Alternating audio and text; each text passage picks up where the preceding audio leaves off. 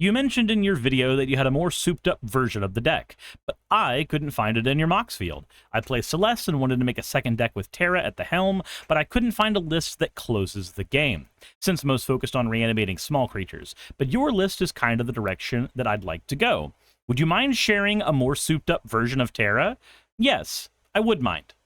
And now, I'm just kidding. Let's go ahead and get to the video.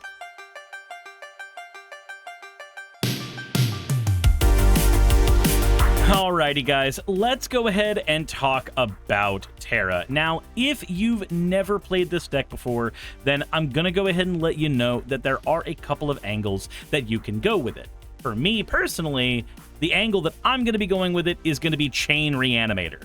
I'll show you what that means here in a little bit, but first I wanted to get something out of the way. For those of you who have not picked up the channel playmat Surus vs. Netcoin, the playmat will only be available for 2 more weeks. After that, we're going to be getting a new channel playmat up there that will be up for another 3 to 6 months, and we'll probably be updating the playmat every so often. So if you want to get your hands on this one, then please go ahead and check out my shop in the description. Also consider checking out channel sponsor Manapool. If you haven't used Manapool before, my new link in the description should actually give you some money off on your first purchase. Thank you to Manapool and all of my generous viewers for sponsoring my channel, and let's go ahead and get right into things. Terra, Herald of Hope, is a Mardu 3/3 commander that gains flying and mills us whenever our combat begins. She also reanimates small creatures by paying 2 mana anytime she deals combat damage to an opponent. Now, this commander does seem to yield itself to lots of small creatures, and when I initially saw the deck, I saw a bunch of other creators going that route. Hell, the precon even comes with my Lord and Savior, Meteor Golem, to emphasize this fact. But while summoning cards like Meteor Golem, Skyclave Apparition, and even Fury is a wonderful way to go with the deck if you want to focus only on control, you do run into the problem that was found by my commenter Aaron, in that you can't really close out games that way. You can clear a board out and then deal small amounts of chip damage, but that's not enough to overpower your opponents, and it's not enough to break parity once people have summoned enough creatures. At that point, your only options are having a lot of board wipes or going with the nuclear option. And, well, that option is what we're going with today, and that is by having a stacked reanimation package. But not just a stacked reanimation package, a reanimation package based on chaining reanimations together. Let me explain. While Terra can only reanimate creatures with power 3 or less, which is why cards like Fury are so good in her deck, there are other cards with power 3 or less, like Phyrexian Delver, who have the ability to reanimate another creature. So, as an example, let's say that we have Terra reanimate the Delver. The Delver can then reanimate Sister Hospitaller. Sister Hospitaller can then reanimate Sun Titan. Sun Titan can then reanimate another card, and so on and so forth. And by using this kind of strategy, we can always have a giant board, and this also means that we are more resilient to board wipes. Now, we do fold to things like Bajuka Bog hitting us at opportune times, and that is something that we have to try to play around. But I think it's okay to build a deck that has a guaranteed weakness, as that creates a better story for the table. So with that said, let's go ahead and talk about this reanimation package. We're already on Sun Titan, so let's go ahead and talk about him. Sun Titan and Redemption Choir, who does the same thing as Sun Titan, can reanimate any card in our graveyard that happens to have a mana value 3 or less. Now, this normally would reanimate creatures, but that's not what we're going to be doing. We are going to be reanimating Necromancy and Animate Dead, and if you're spicy, you could even put in something like Dance of the Dead, but I don't think that card works very well in a deck that is ostensibly trying to be control and aggro. But because Sun Titan can reanimate, Animate Dead, and Necromancy, it creates a filter system where he's able to effectively reanimate cards that would normally be outside of his reanimation range, like Sister Hospitaller. And cards like Sister Hospitaller and Phyrexian Delver allow Terra to reanimate things like Sun Titan that would normally be outside of her reanimation range. You see how these cards work as filters for one another?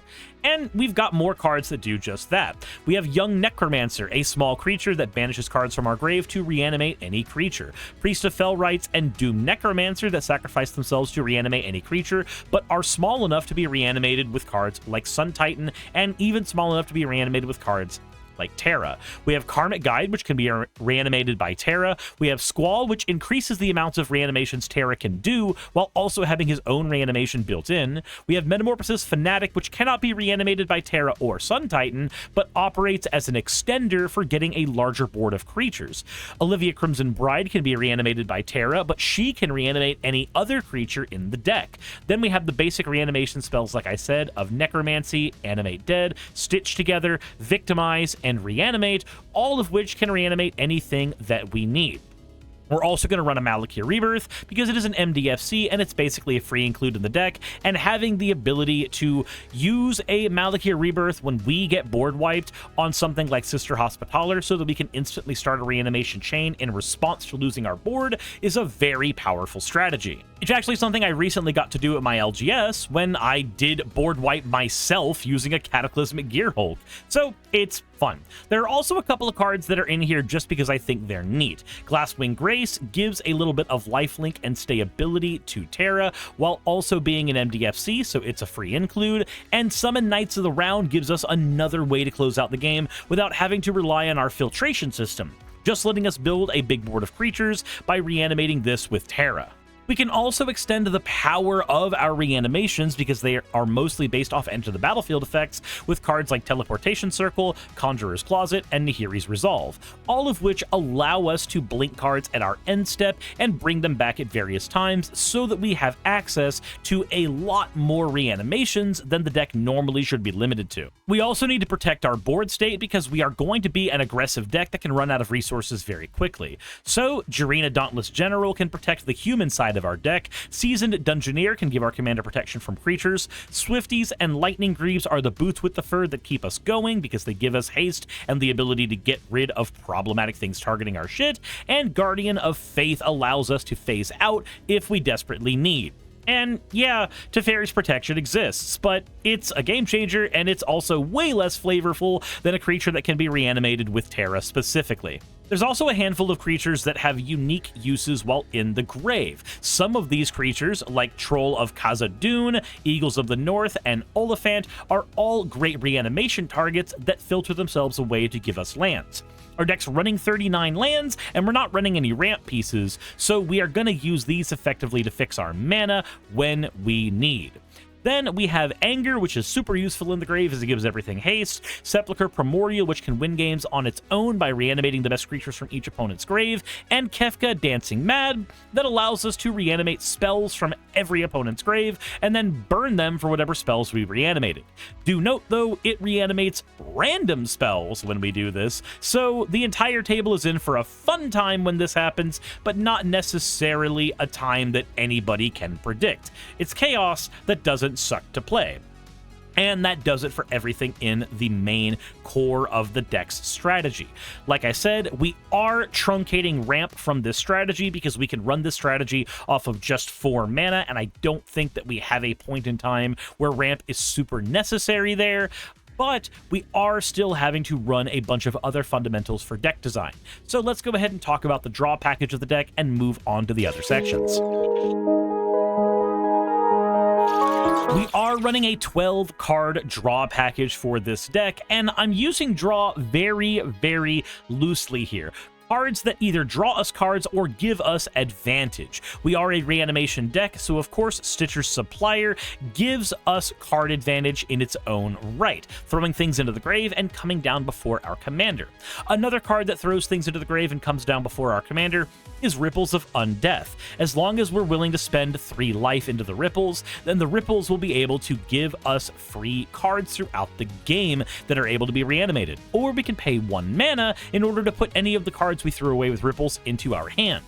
We also have Fear of Missing Out, which extends the amount of cards we can reanimate with our commander, while also giving us a looting effect as soon as it comes out. Speaking of which, we have Unexpected Windfall and Big Score, all of which allow us to discard cards to draw multiple cards and generate treasure tokens, giving us a few more ways to fix up our mana if we're missing colors than what is normally available with our land cyclers. We're also running the looter card Matsalani the Great Door, which can flip into a very powerful bit of ramp if we need. So I didn't lie to you that the deck's not running ramp, but we are not running traditional ramp. The deck still has a little bit of ability to do so. But Matsulani, I feel, is a staple in almost any deck, and its price keeps creeping up, and that makes me deeply uncomfortable. Then we have Valakut Awakening, a land that doubles as a wheel, and Celeste Rune Knight, a creature that doubles as a wheel that discards the cards instead of throwing them to the bottom of our deck. She also gives extra power to any creature we reanimate, and she came in the precon, so she's an easy card to include here.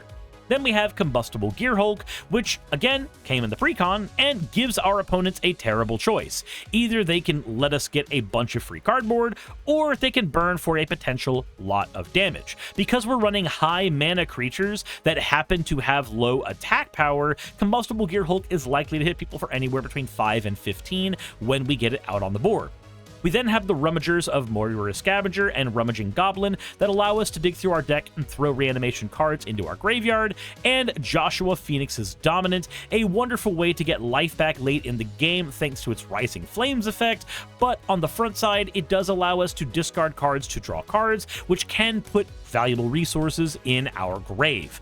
And that does it for the deck's draw power. Now we got to talk about how we're controlling the board state, and that is going to be a much more fluffy section. For removal and interaction, we are running quite a few pieces of cardboard. Now, obviously, we have to run my Lord and Savior Meteor Golem. I adore this card to the nines. It helps decks that struggle to destroy certain colors of cards be able to destroy those colors. It removes weaknesses in decks, and it is a great reanimation and blink target that more people should put respect on and stop cutting out of their precons. But we have other ways to get rid of a variety of cards, like Skyclave Apparition, which can exile them, Rite of Oblivion, which can exile them by sacrificing our own permanents, which puts them in the grave so that we can reanimate them later. Then we have Gaius von Belzar, who can force everybody to sacrifice a creature or an enchantment, Accursed Marauder and Plaguecrafter, which force everybody to sacrifice creatures, Bronzebeak Forager, which forces everybody to exile a card, Oblivion Ring style, Cathar Commando, which can flash out and destroy any artifact or enchantment by sacrificing her, Angel of the Ruins, which can plain cycle to fix our lands if we need, and also doubles as a great reanimation target that not only flies over creatures, but also allows us to get rid of artifacts and enchantments when we need. Prismaris Eliminator and Fury can get rid of multiple problematic targets on a board. Archon of Cruelty gives us access to draw and removal, as does Primal Odin, and Primal Odin even gives us a way to kill a combo player early when they're ignoring setup in favor of just ramping and drawing. Then we have the MDFCs of Hagra Mauling, Fell the Profane, and Witch Enchanter, all of which allow us to blow up a variety of cards while being lands in their own right. Sheoldred can flip to give us a Rise of the Dark Realms ability, making it even easier to close out games, and she has a Fleshbag Marauder ability of making everybody sack creatures when she comes out. Sheoldred Whispering One can lock an entire board out if need be by not only having Swamp Walk, making it easy to deal 6 damage constantly, but also letting us have access to our Reanimation-Chain and being able to get rid of problematic creatures from our opponent's board without us ever having to make any actual decisions. But then we've got the board wipes. Now, my favorite one out of all of these is of course going to be Ondu Inversion. It destroys all non-land permanents, and it flips into a land if we need it to. But then we have Ruinous Ultimatum. This does the same thing, but only for our opponents for 1 less mana. Tragic Arrogance, which lets us select a card from our opponent's board, and they get to sacrifice that and keep the rest. And then we have Cataclysmic Gearhulk, which does the same ability, but allows our opponents the opportunity to choose the cards they sacrifice instead of us choosing the cards they sacrifice as well. Should be noted, they do get to keep a card in both of these cases of each and every permanent type, not counting land. They keep all their lands, but that should be enough to clear out combo and a lot of Spellslinger style board states that rely on stacking a handful of creatures or enchantments to make their stuff work. And that does it for removal and interaction. Now we can get on to the fastest section of this entire preview. Now, normally for full power decks, I use the land base that you should be using, but instead I'm using the land base that I happen to be using. So we are running 2 of every basic land available in Mardu colors, with our Boros lands being Sunscorched Divide, Clifftop Retreat, Needleverge Pathway, Sundown Pass, and Sacred Foundry, with the tap land of Elegant Parlor, which allows us to surveil if we need. Then we're running the Orzhov lands of Shattered Sanctum, Bright Climb Pathway, Isolated Chapel, Desolate Mire, Godless Shrine, and Vault of Champions. I don't own a Shadowy Backstreet right now to put in this deck, so for the time being, we're running it without one of its Surveil lands. Then we have the Rakdos lands of Blightstep Pathway, Dragon Skull Summit, Shadowblood Ridge, Blood Crypt, and a Raucous Theater. The Theater allows us to Surveil as well, and are some of the most ideal targets for our fetch lands. We are running Fabled Passage, Arid Mesa, and Scalding Tarn. Now, technically, I should be running one more fetch land in here because I prefer running 3 fetches when I can, and I should be running the ones in the correct color combinations, but unfortunately for me, I just don't have those right now. So, lacking a Marsh Flats and lacking what we need to extend the fetch land ability of this deck, we're just running with these guys right here.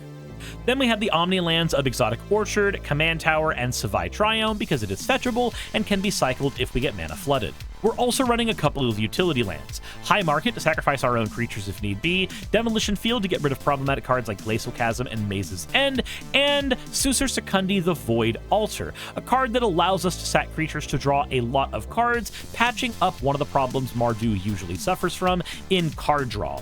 Being Boros plus black does generally create problems for drawing lots of cards, and Susur Secundi can reanimate, or can be a card to give us a lot of draw off of our reanimations. It also lets us sack creatures alongside High Market so that we can reanimate them again later and reuse their Enter the Battlefield abilities. And that does it for every card in the deck. Now all that's left to do is to show you how to play it, and normally, yeah, we'd have an upgrade section afterwards, but this is already a full power version of the deck, so let's go ahead and get right into it. Looking at our opening hand, I really like our prospects. We have a Doomed Necromancer to start filtration early, we have a Cathar Commando to get rid of people's soul rings early if we need, and we have 1, 2, 3, 4 lands, so we're not going to be missing any land drops at all throughout the course of this game. And we even have a Sheoldred, so we've drawn a win con early in case we end up needing it. So let's go ahead and draw and play our Elegant Parlor first so that we can look at the top card of our deck and see if we want to throw it in the grave. It's a land, and we already have too many of those, so let's toss it away and draw our next card, which unfortunately is also a land. But it's not the end of the world. We can just play our Raucous Theater, but that runs us into a problem. While the Theater does give us access to another card in grave, we missed getting a creature in the grave early. Terra really wants to see a creature in grave early, so what we need to do is we need to, instead of playing the Raucous Theater, we need to go ahead and play Dragon Skull Summit. Now, the reason we're doing this is so on our opponent's turns, we can flash into Cathar Commando, but this guarantees that we have a creature available to throw in the grave, because people will be throwing mana rocks down, they will be accelerating. The Cathar Commando will have options to destroy, which will mean we guarantee having a creature in the grave for Terra later, in case Terra whiffs on her mills. Moving into the next turn, we have a Seasoned Dungeoneer. That's great for follow-up turns. Let's go ahead and play Sunscorched Divide. Tap 3, get Terra out, and then Terra mills 1, 2. With Primal Odin in the grave and Sacred Foundry, all we need is a filter card, like a Karmic Guide, and we are off to the races. But I'm glad that my fear of not having a target in the grave is being realized. Let's move into the next turn, and we draw a Hagra Mauling. Now we have a couple of options. Now we can get the Raucous Theater out, or we can try to get Needle Verge Pathway or the Mountain out. Unfortunately, we have no way of sequencing our lands that lets us use all of our mana outside of playing Raucous Theater and checking the top of our deck, seeing it's a High Market that we would definitely want to keep, but we can't keep it because of Terra, so we're going to throw it away. Then we have to enter combat and try to mill cards away with Terra.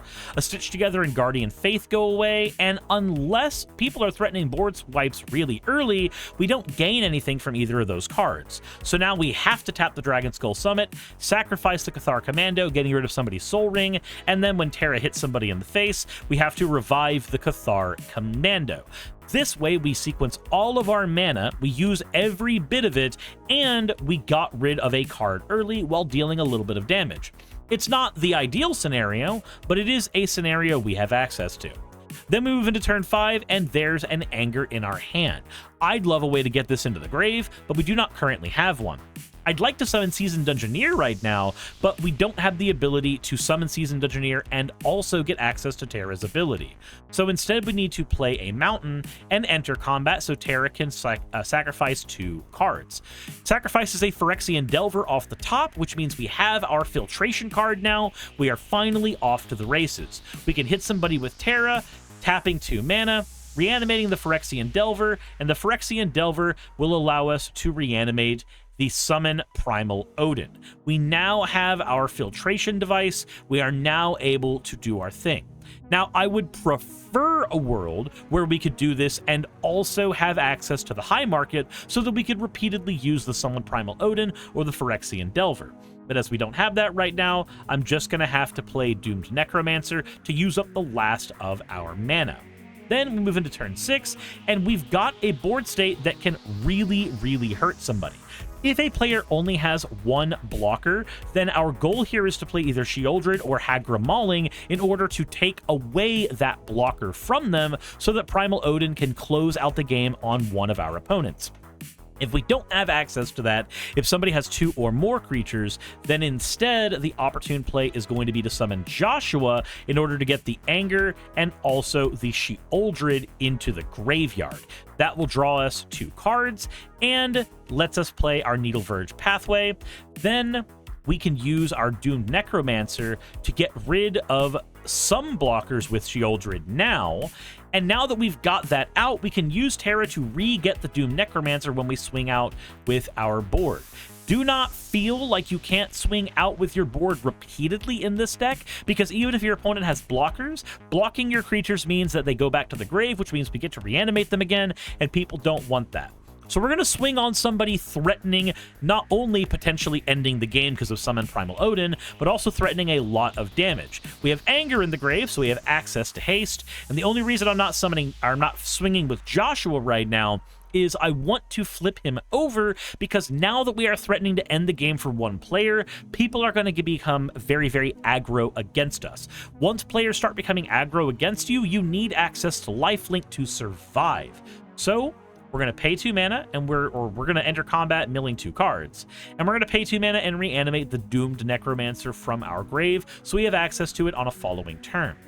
Then, let's assume that the Summon Primal Odin was not able to kill a player, so when our next turn comes up, Summon Primal Odin will kill himself, letting us draw 2 cards and burn our opponents out a little bit. Thankfully, we've drawn a Rite of Oblivion, so we have a way to reuse our grave right now. Let's play the Shattered Sanctum, and let's go ahead and tap 2. Oh man, is the only... Okay, I see. I can do it this way. I can do the Rite of Oblivion, and let's go ahead and sacrifice that Phyrexian Delver and get rid of one of our opponent's cards.